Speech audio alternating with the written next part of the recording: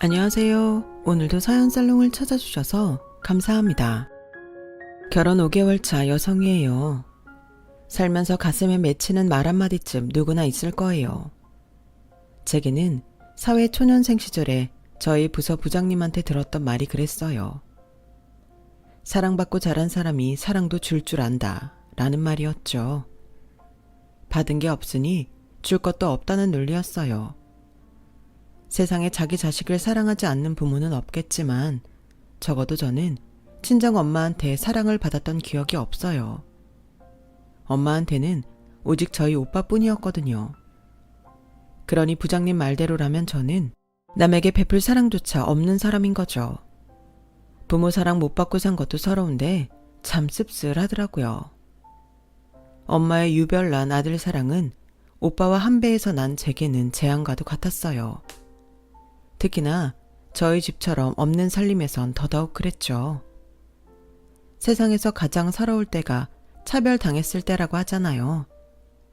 남한테 차별을 받아도 서러울 판에 내 부모한테 차별을 당하니 성인이 돼서도 그 상처는 쉬이 가지 않더라고요. 그러다 얼마 전에 그동안 곪아왔던 상처가 터져버리고 말았어요. 결국 이렇게 될 거 그동안 왜 참고만 살았는지 후회가 되더라고요. 저희 아빠는 수제 시계를 만드는 시계공이었어요. 일찍 부모님을 여의고 친척집에서 살던 아빠는 지방에서 중학교를 졸업하자마자 서울로 올라오셨어요. 돈을 벌기 위해서였죠. 아빠가 신세를 졌던 친척집도 살림이 넉넉지 않아서 눈치가 보였다더라고요. 동네 이장님의 먼 친척이 서울에서 시계 만드는 공장을 하고 계셨는데 그곳에서 숙식을 하며 허드렛 일을 돕기로 하고 무작정 서울행 기차에 올랐대요.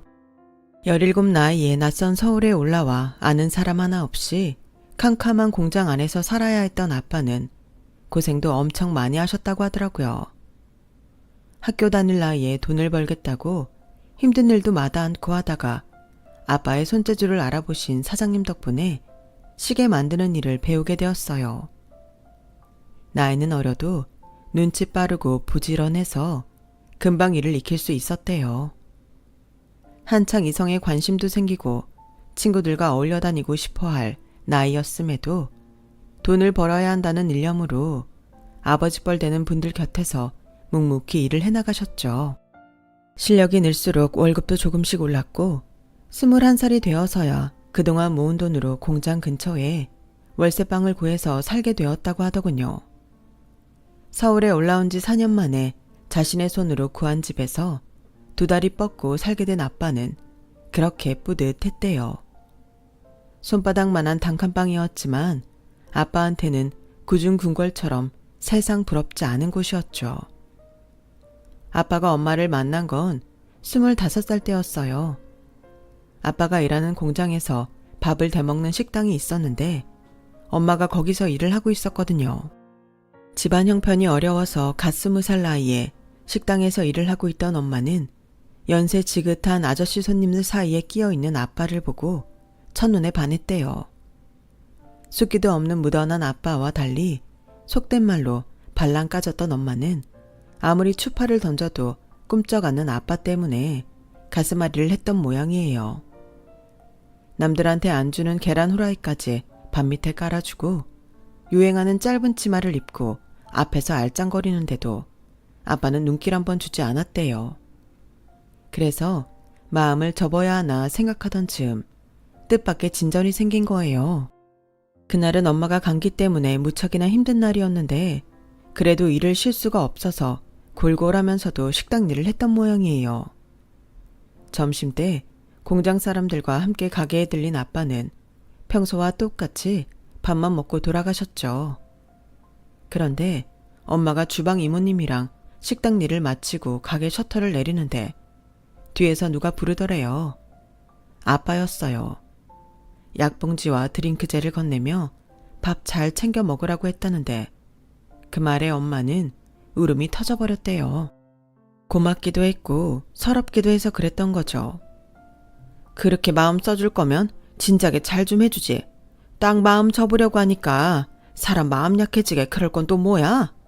하여간 네 아빠 속에는 능구렁이가 들었다니까. 엄마는 가끔 아빠를 추억할 때마다 그날 일을 얘기해 주시곤 했어요. 그 일이 있고 얼마 뒤 사귀기 시작한 아빠와 엄마는 아빠가 26살이 되던 해 결혼을 하셨어요. 당시 저희 엄마는 21살이었죠. 아빠가 좋아서 일찍 결혼을 한 것도 있지만 워낙 친정이 어려워서 가난을 피해보려고 결혼을 택한 것도 이유라면 이유였어요. 평생 방 한 칸에서 온 식구가 북적거리며 살았던 엄마는 아빠의 작은 단칸방이 그렇게 크게 느껴지더래요.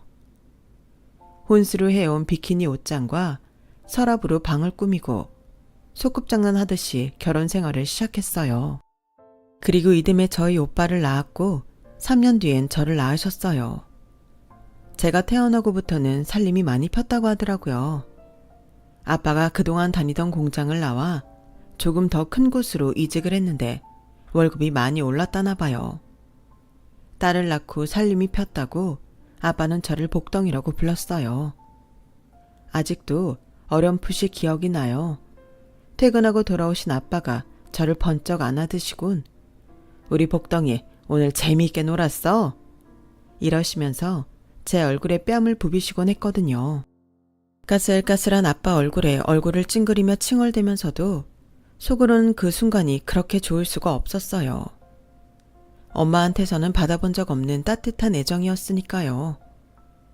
아빠는 비록 가방 끈은 짧았지만 국내에 저희 아빠와 같은 기술을 가진 사람이 몇 안 돼서 돈을 꽤 잘 버셨어요. 하지만 세월이 흐르면서 해외 명품 브랜드 시계가 한국에 많이 들어오기 시작하고 더 이상 고가의 국산 수제 시계를 찾는 사람이 없어지면서 아빠는 하루아침에 실직을 하고 말았어요. 그러다 개성에 공업단지가 생기면서 그곳에서 일할 시계공을 찾는다는 소식을 들었어요. 한동안 일을 쉬고 있던 아빠는 그 일을 상의하러 예전에 함께 일하던 동료를 만나러 가셨죠.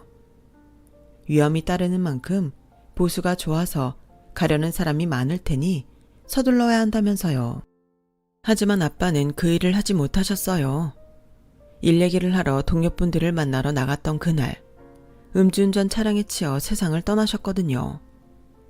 눈이 마주칠 때마다 아빠를 향해 일도 않고 방구석에서 처박혀 있는다고 윽박지르던 엄마였지만 아빠의 사망보험금을 받아들고도 조금도 기뻐하지 않았어요. 돈 벌어 오랬더니 목숨 팔아서 가져오면 어떡해?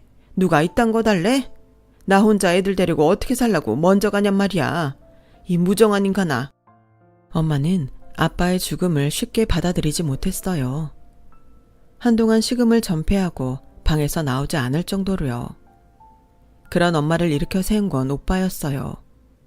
오빠가 학교에서 친구들과 놀다가 다리를 다쳤거든요. 평소에도 아들이라면 끔찍했던 엄마는 학교에서 연락을 받자마자 슬리퍼를 신은 채로 학교로 달려갔고 피를 철철 흘리고 있는 오빠를 보자 정신이 번쩍 들었어요. 그날 오빠 때문에 놀란 엄마는 아들을 지키려는 본능 때문에 자리를 털고 일어날 수 있었어요. 그리고 제 인생의 시련도 함께 시작되었죠. 오빠는 엄마한테 있어 아들이자 남편, 살아가는 의미였어요. 아빠가 돌아가신 이후로는 오빠가 우리 집의 중심이 되었죠. 생계를 책임져야 했던 엄마는 일을 다니느라 늦은 밤이 돼서야 집에 돌아오셨고 저는 학교를 다니며 엄마를 대신해 집안 살림을 해야 했어요. 오빠도 좀 도와주면 좋으련만 엄마만 믿고 전보다도 더 자기 멋대로 굴기 시작했어요.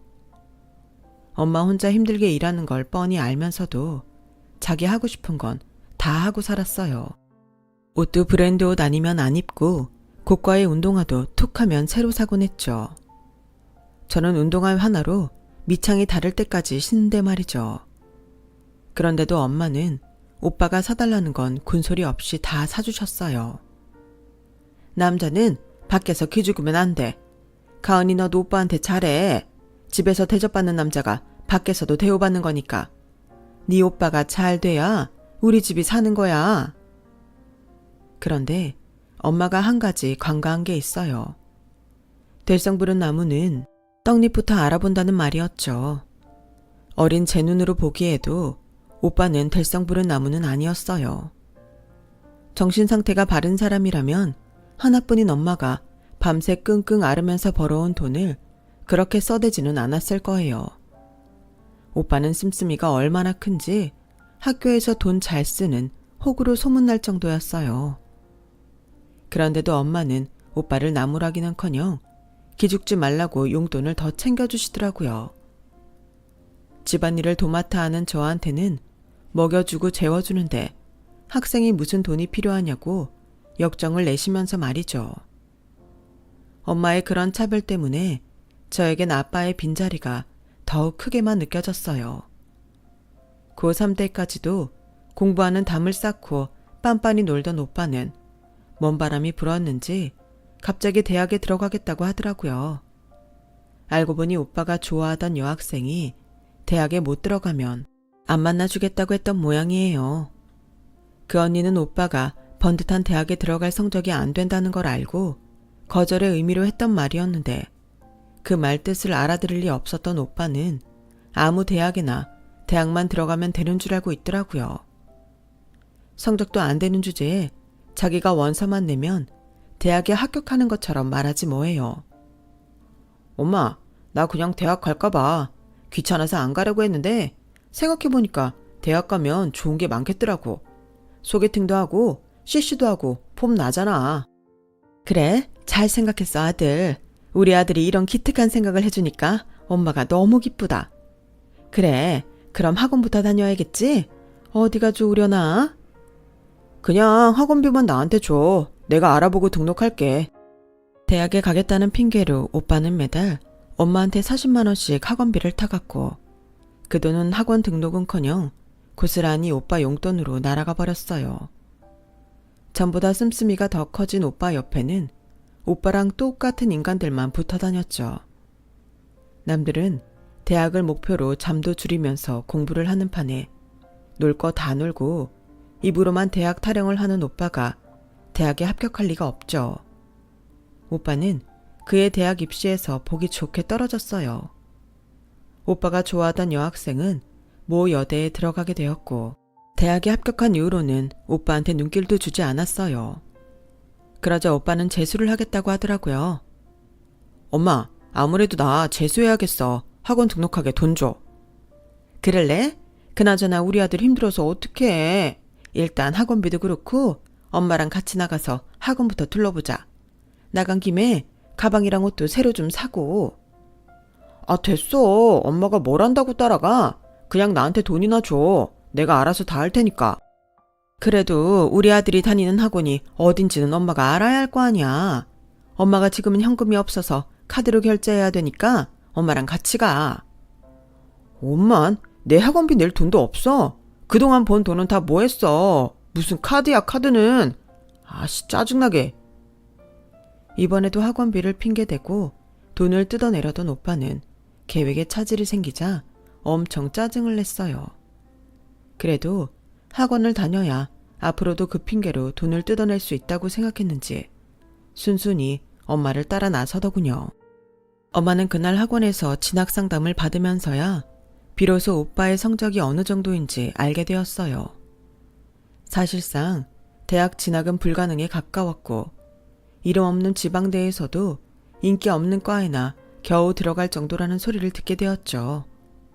오죽하면 상담 선생이 뜯어 말릴 정도였어요. 아드님을 꼭 대학에 보내셔야겠어요.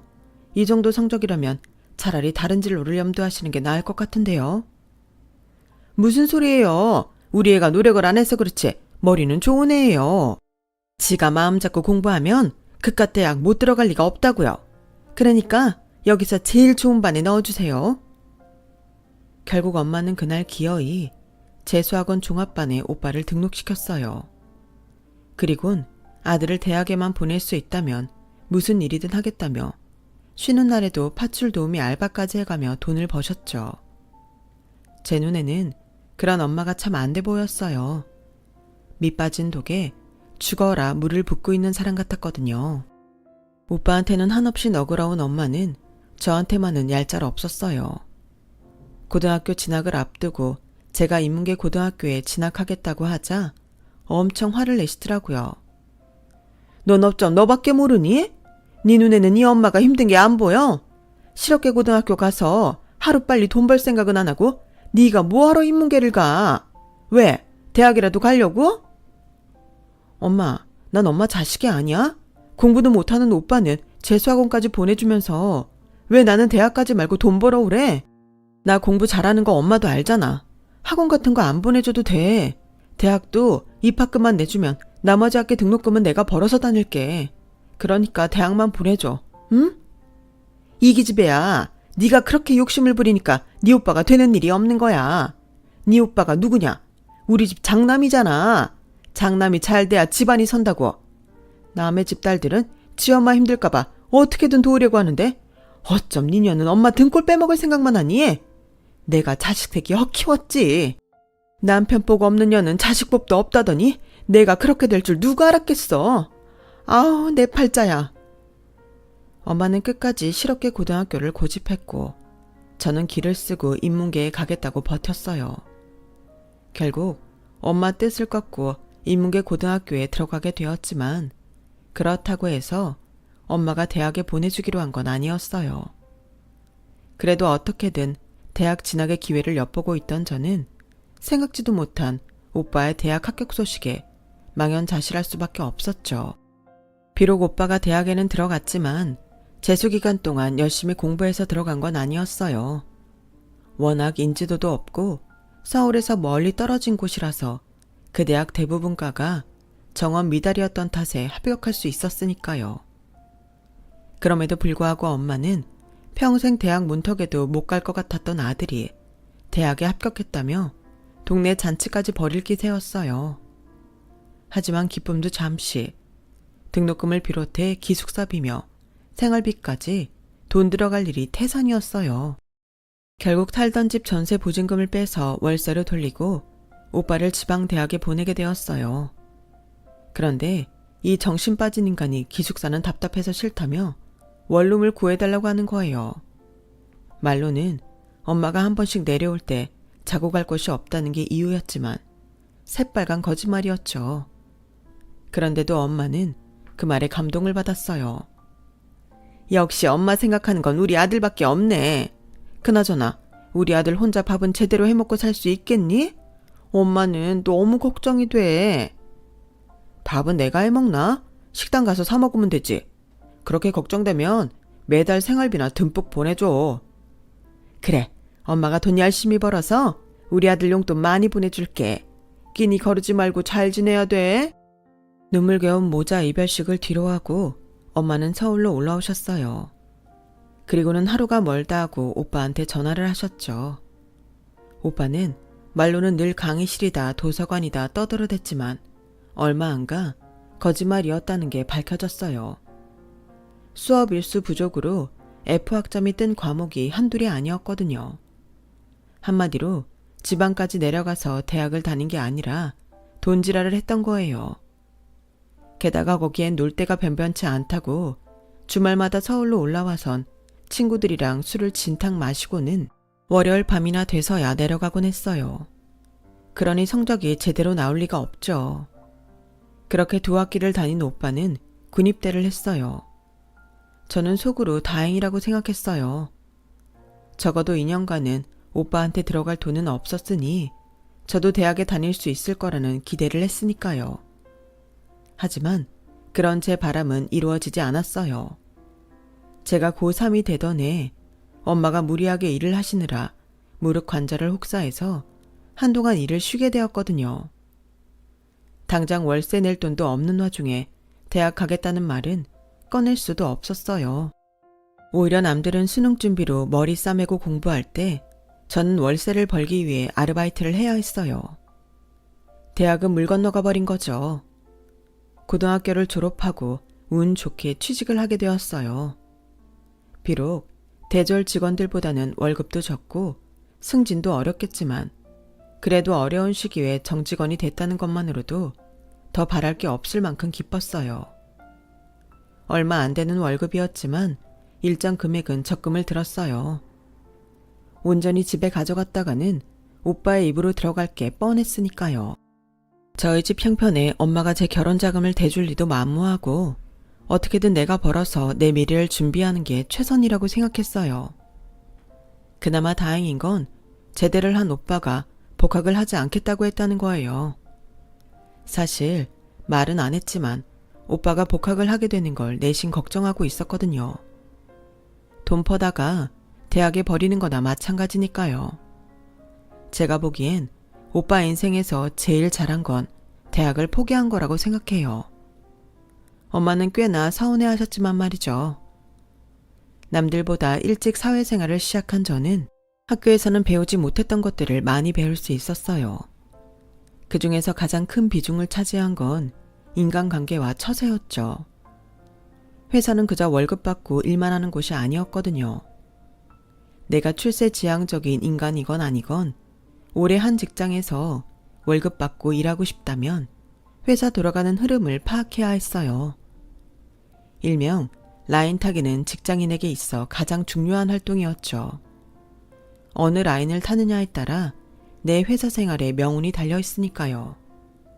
라인을 타기 위해서는 학연이 가장 중요했어요. 한마디로 어떤 대학을 나왔냐에 따라 시작부터 라인이 정해지는 거죠. 사실 이런 건 저와는 상관없는 일이었어요. 저처럼 고졸 출신들은 내가 탈 라인을 결정할 자격조차 없었거든요. 그냥 처음부터 내놓은 패였으니까요. 그러다 자기들이 필요할 때면 끌어다 쓰고 일 끝나면 버리곤 했어요. 그걸 알면서도 거절하지 못한 건 어떻게라도 쓰여지면서 회사에 남아 있어야 했기 때문이었어요. 그러던 어느 날이었어요. 회사 인턴들이 출근하기 시작한 지 2주쯤 지났을 때였어요. 처음 부서 배정을 받고는 인사도 열심히 하고 잔심부름도 자발적으로 하던 인턴들이 조금씩 변하기 시작했어요. 이제 슬슬 회사 돌아가는 게 보이기 시작한 거죠. 누구한테 잘 보여야 하고 누구랑 거리를 둬야 하는지 알게 된 시점이요. 커피를 마시려고 탕비실에 들어가려는데 인턴들이 선배들 뒷이야기를 하고 있더라고요. 모 부장은 자기랑 같은 대학 출신들만 예뻐한다는 둥, 이 회사의 주류는 땡땡 대학 출신이라는 둥, 이런저런 얘기를 하다가 제 이름이 나온 거예요. 이가은 씨만 보면 열받지 않냐? 대학도 못 나온 주제에 정직원이라니 말이 되냐고. 들어보니까 나랑 같은 나이더라고. 우리 같은 대졸자도 비정규직이 수두룩한데 고졸의 정직원이라니 어이없지 않냐? 그래도 윤 대리님 말이 일은 잘한다던데. 그리고 정직원이면 다 같은 정직원이냐? 맨 따까리 노릇이나 하고 월급도 얼마 안 되던데 그냥 불쌍하게 생각해라. 치, 불쌍하긴. 인턴 끝나고 정직원 채용 안 되면 그땐 너도 이가은 같은 애도 부러워질걸? 정직원 되는 게 워낙 힘들다 보니 저런 마음이 드는 것도 이해는 하지만 내가 아무런 잘못도 안 했는데 다른 사람들 위에 오르내리는 건 기분이 안 좋았어요. 저도 대학에 가기 싫어서 안 간 것도 아니고 형편 때문에 엄두도 못 냈던 건데 꼭 무임승차한 사람 취급받는 건 너무하잖아요. 회사에 붙어있기 위해 발버둥 치는 건 저나 자기들이나 마찬가지인데 말이죠. 제가 고졸의 정직원이라는 사실이 인턴들 사이에 퍼지고부터 저를 대하는 인턴들의 행동이 많이 달라졌어요. 그중 유독 저를 고깝게 보던 인턴이 있었는데 하루는 부서 사람들이 다 있는 회식 자리에서 저한테 그러는 거예요. 가은 선배님은 처음 볼 때부터 낯이 익다 싶었는데 혹시 땡땡대학 나오셨어요? 탕비실에서 제가 고졸임에도 정직원이라 열받는다고 하는 소리를 다 들었는데도 그 인턴은 모른 척 제게 출신 대학을 물었어요. 공개적으로 제가 고졸임을 밝히게 하려고 그런 거였죠. 제가 인턴 얼굴을 빤히 보며 아무 말도 못하자 아닌가? 그럼 어느 대학 나왔어요? Y대? K대? 아니면 지방대? 아니요, 저 대학 안 나왔습니다. 아, 죄송해요. 전 그런 줄도 모르고 제가 괜히 대학 얘기는 꺼내서 곤란하게 해드렸네요. 속에서는 부글부글 끓었지만 그렇다고 화를 낼 수도 없었어요. 부장님까지 다 계신 자리에서 그런 일을 화를 냈다가는 오히려 제가 더 속 좁은 사람으로 낙인 찍히게 될 테니까요. 그런데 그때였어요. 이번 인턴들 중 학벌이며 스펙이 가장 좋은 데다 사무 능력도 뛰어나서 일찌감치 정직원 채용이 된 인턴이 그러는 거예요. 윤지 씨는 기억력이 별론가 봐요. 자기 입으로 이가은 선배가 고졸이라고 소문내놓고는 회식 자리에서 굳이 본인한테 묻는 걸 보면 아니, 내가 언제 소문을 냈다고 그래요? 성훈 씨 성격 참 이상하네? 정직원 확정됐다고 꿀값 떠는 거야 뭐야? 그러게요. 내가 성격이 이상하긴 한가 보네요. 앞으로 동료가 될지 안 될지 모를 사람이 내 선배 흉보는 꼴을 참고 넘길 수가 없어서 말이에요. 고졸이든 대졸이든 우리보다 먼저 입사한 선배님이신데 대놓고 기어오르려는 건 무슨 심보인지 모르겠지만 그러지 마세요. 보기 흉합니다. 두 인턴이 저를 두고 얼굴을 붉히며 말싸움을 벌이는 통에 고개를 들고 있을 수가 없었어요. 완전 가시방석에 앉은 기분이었죠. 이놈이고 저놈이고 주둥이를 틀어 맞고 싶은 심정이었어요. 그날 1차 회식이 끝나고 대부분 2차 회식 자리로 이동을 하는데 저는 대리님께 말을 하곤 슬쩍 빠져나왔어요. 그 자리에 더 있다가는 또 무슨 꼴을 당할지 모르겠어서 차라리 집에 가서 발 씻고 잠이나 자자 싶었거든요. 술도 얼마 안 마셨고 아직 버스가 다니는 시간이라 버스 정류장에 앉아 있었어요. 그런데 뒤에서 누가 어깨너머로 음료수를 건네더라고요. 고개를 돌려보니 회식 자리에서 제 편을 들어주던 박성훈 인턴이었어요. 그런데 저도 모르게 그 사람 얼굴을 보니 불쑥 화부터 나더라고요. 그래서 퉁명스럽게 말을 했죠. 왜요? 나한테 고맙다는 인사라도 드리려고 온 거예요? 그런 거라면 잘못 왔습니다. 난 박성훈 씨한테 하나도 고맙지 않으니까요. 당연하죠. 제가 인사받을 일을 한 건 아니니까요. 근데 가은 선배님, 앞으로는 그런 애들 앞에서 학벌 때문에 기죽지 마세요. 선배님은 대학 안 나왔어도 선배 대접 받을 만큼 자격이 충분하니까요. 지금 누구 놀려요? 성훈 씨는 S대 출신의 토익 점수도 만점이니까 그렇게 당당할 수 있겠죠. 하지만 난 아니에요. 그런 내가 아까 같은 자리에서 정색하거나 화를 내면 오히려 나만 손해라고요. 자격지심에 그런다고 생각할 테니까요. 오늘 박성훈 씨 행동은 저를 도와준 게 아니라 일을 키운 거에 불과하다고요. 종로에서 뺨 맞고 한강에서 눈 흘기는 짓인 건 알지만 그땐 누구한테라도 화풀이를 하고 싶었어요. 운 나쁘게 하필 그때 제 눈에 들어온 게 박성훈 씨였던 거죠. 그날 그런 일이 있은 후로 회사에서 박성훈 씨를 피해 다녔어요. 미안하기도 하고 어색했거든요. 그런데 아무리 피해 다녀도 귀신같이 제 앞에 나타나는 통에 미치고 팔탁 뛰겠더라고요. 그런데 나중에 알고 보니 그때 이미 그 사람은 저를 좋아하고 있었더라고요. 회식 자리에서 저를 도와준 것도 그런 이유였고요. 저와 박성훈 씨는 톰과 제리처럼 도망치고 따라다니는 날이 이뤄졌고 그러다가 성훈 씨가 정직원이 되고 얼마 뒤부터 사귀게 되었어요. 물론 회사에는 비밀로요. 그러던 중 20살에 입사할 때부터 열심히 들었던 적금이 10년 만기가 되었어요. 시작할 때는 이게 언제 끝나나 싶었는데 꾸준히 붓다 보니 만기 날짜가 다가오긴 하더라고요. 막상 적금 만기가 되고 보니 이 돈을 어떻게 해야 하나 고민이 됐어요.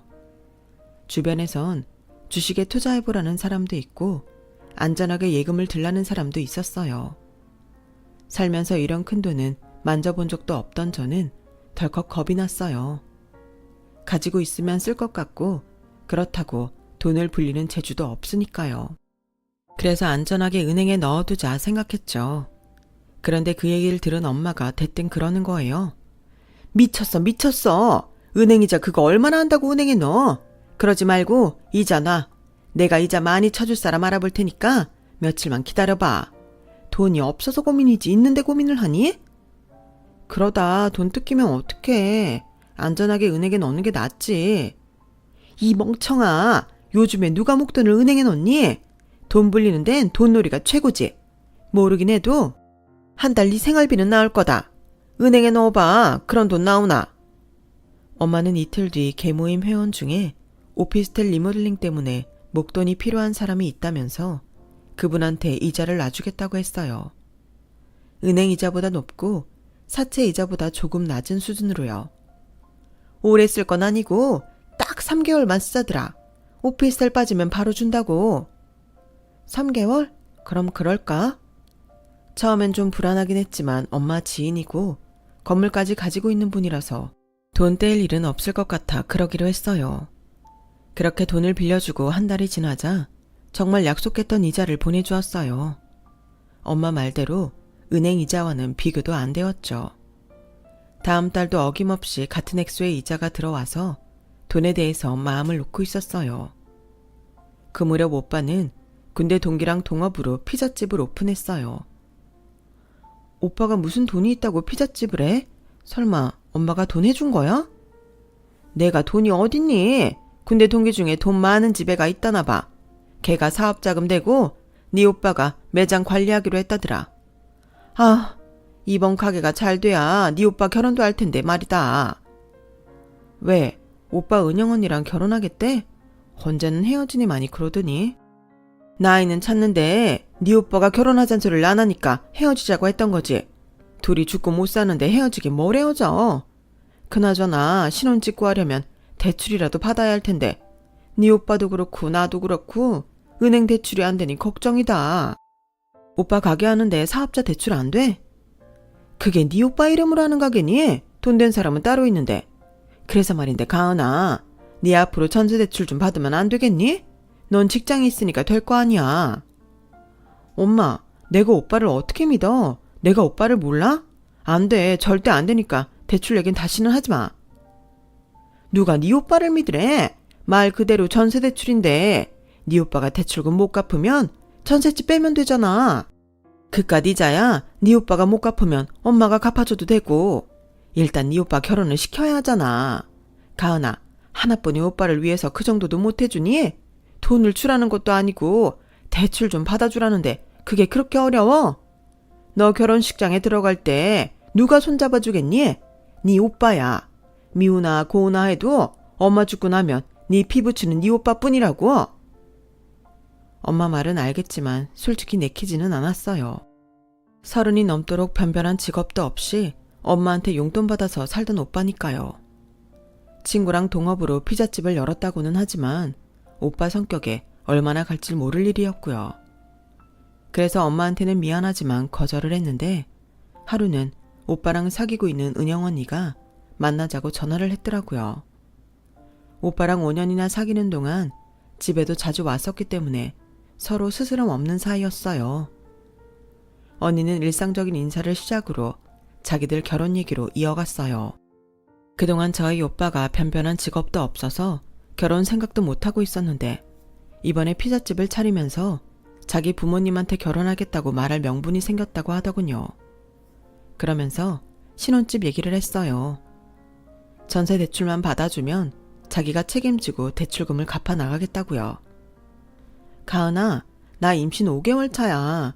네 오빠랑 꼭 결혼해야 돼. 가은이 너도 알잖아. 네 오빠 내세울 게 뭐 있니? 신혼집 마련할 돈도 없다고 하면 우리 집에서 이 결혼 시켜주겠냐고. 난 네 오빠만 5년 만났어. 애까지 생긴 마당에 이젠 빼도 박도 못하고 네 오빠랑 결혼하는 것밖에 방법이 없어. 그러니까 네가 좀 도와주라. 곧 태어날 조카를 생각해서라도. 제발. 은영 언니까지 나서서 대출을 받아달라 통사정하는데 차마 거절을 할 수가 없더라고요. 나중에 결혼할 때를 생각해서 남편한테도 사정을 말했더니 자기 상관 말고 제 마음 내키는 대로 하라고 하더군요. 그래서 눈 딱 감고 전세 대출을 받아주었어요. 전셋집 계약도 제 이름으로 하기로 했으니 잘못돼도 집을 뺏으면 그만이다 싶었죠. 그렇게 오빠는 번갯불에 콩 굽듯 결혼을 했어요. 언니 배가 불러와서 식은 나중에 올리기로 하고 일단 혼인신고부터 했어요. 그러는 사이 이자를 놓은 지 3개월이 지났어요.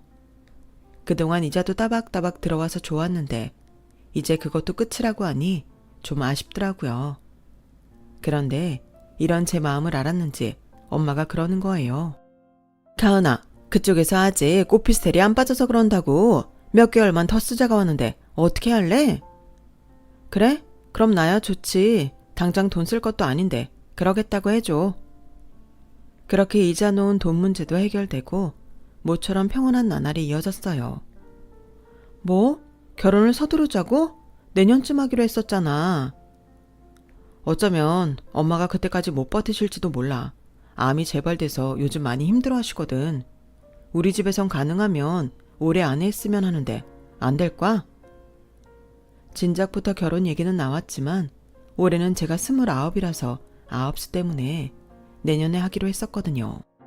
그런데 투병 중이던 시어머니 상태가 안 좋아지면서 결혼을 앞당기게 되었어요. 이미 양가 부모님께는 결혼 승낙을 받은 터라 급하게 식장만 구해서 식을 올리기로 했어요. 그래서 일단 이자 놓은 돈을 회수하기로 했어요. 갑자기 돈을 달라고 하면 어떡해? 그쪽도 사정이 있는데. 나도 상황이 이렇게 될 줄은 몰랐지. 그래도 오늘 내일 달라는 것도 아니잖아.